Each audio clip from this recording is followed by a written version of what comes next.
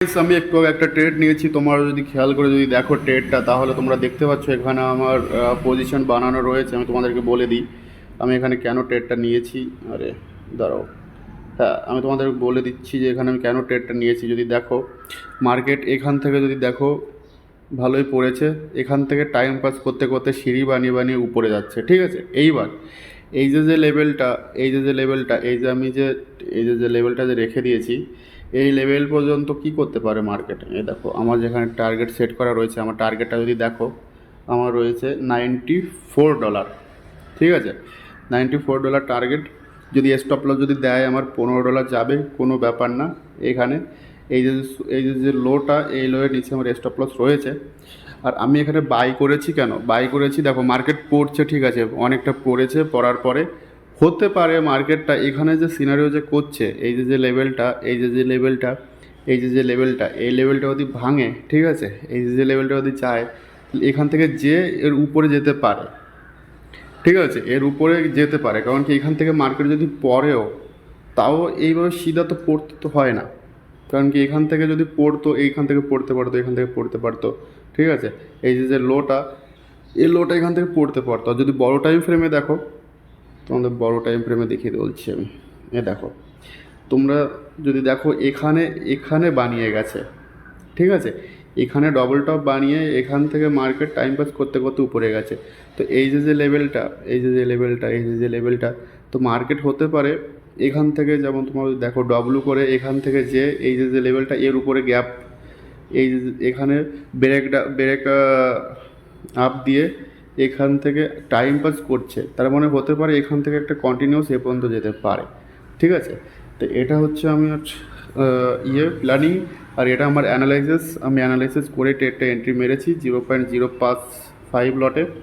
তো দেখো এখন এখান থেকে যদি যায় মার্কেট, এখান থেকে যদি ব্রেক আউট যদি দেয়, তো হতে পারে আমার টার্গেটটা দিয়ে এখান থেকে টাইম পাস করে আবার নিচে আসতে পারে, ঠিক আছে। সে পরে আসতে পারে, কিন্তু এখন এই মুহূর্তে আমার টার্গেটটা দিলে দিতে পারে। তো চলো দেখা যাক কত টাকার টার্গেট দেয়। $94। আমি তোমাদের সাথে সেইভাবে আমি ভিডিও বানিয়ে তোমাদের সাথে আমি শেয়ার করতে পারছি না, কারণ কি আমার কাছে সেরকম সেট আপও নেই। আর সেট আপ মিনস মানে পিসি বলো ল্যাপটপ বলো, আমি লাইভ ভিডিও করতে পারছি না। কারণ কি আমার কাছে ট্যাব রয়েছে, আমি ট্যাব দিয়েই ট্রেডিং করি, ঠিক আছে। ট্যাব দিয়ে আমি স্ক্রিন রেকর্ড করছি, স্ক্রিন রেকর্ড করে এটা আমি আপলোড করব। এর জন্য তোমরা আমাকেও দেখতে পাচ্ছ না, আর আমি তোমাদেরকে লাইভ করেও দেখাতে পারছি না। এটাই হচ্ছে সমস্যা। তো তোমাদের সাপোর্ট যদি থাকে, ভগবান যদি ভোলেনাথ যদি মুখের দিকে তাকায়, তাহলে খুব জলদি জলদি ভালো সেট আপ বানিয়ে ফেলবো ওখানে। তখন সামনাসামনি কথাবার্তা বলা যাবে এখানে। তো এই দেখো এখন আমি যেটা তোমাদের সাথে যেটা বললাম, যদি দেখো, ঠিক আছে, আমি এটাই বলছিলাম। এই যে ব্রেক আউটটা যদি ছোটো ছোটো তোমরা জিনিস যদি ফলো যদি করো, ছোটো ছোটো জিনিস, একদম ছোট্ট ছোট্ট জিনিস, বেশি বড় কিছু না। এখান থেকে কি দেখা যাচ্ছে, এই যে লেভেলটা এখান থেকে ব্রেক আউট দিয়েছে, ব্রেক আউট দিয়ে উপরে গেছে, উপরে যে ব্রেক আউটের উপরে গিয়ে টাইম পাস করছে। তো এখান থেকে সম্ভাবনা বেশি থাকে এইভাবে কন্টিনিউ করার। এর যদি পড়বে তাহলে এই যে ব্রেক আউটটা দিয়েছে এখান থেকে পড়তে হতো, ঠিক আছে, পড়ে এদের কোথাও স্টপ লস উড়িয়ে তারপরে ডিপ মেরে উপরে যেতে পারতো। কিন্তু ও এখন আর ওইভাবে যাওয়ার সম্ভাবনা তো অনেক কম দেখছি। কারণ কি এখানে টাইম পাস করে এখান থেকে উপরে যাচ্ছে। এই যে এই লোটার এই হাইটা যদি ভাঙার পরে এখানে যদি পজ ক্যান্ডেল বানায়, পজ ক্যান্ডেলের উপরে গেলে, ঠিক আছে, তখন তো একদম প্রপারভাবে পুরো হয়ে যাবো, কনফার্ম হয়ে যাবো যে মার্কেট এখান থেকে 95% এখন আমার দিকে যেতে পারে। এখান থেকে ভাঙতে হতো, ঠিক আছে। এই যে ক্যান্ডেলটা বানাক, এই ক্যান্ডেলটা যে বানাচ্ছে, এই ক্যান্ডেলটা বানানোর পরে যদি এই ক্যান্ডেলটা যদি হাই যদি ভাঙে, ইনসাইডার ক্যান্ডেলের হাই যদি ভাঙে, তবে এখান থেকে কন্টিনিউ করতে পারে। তো চলো দেখা যাক।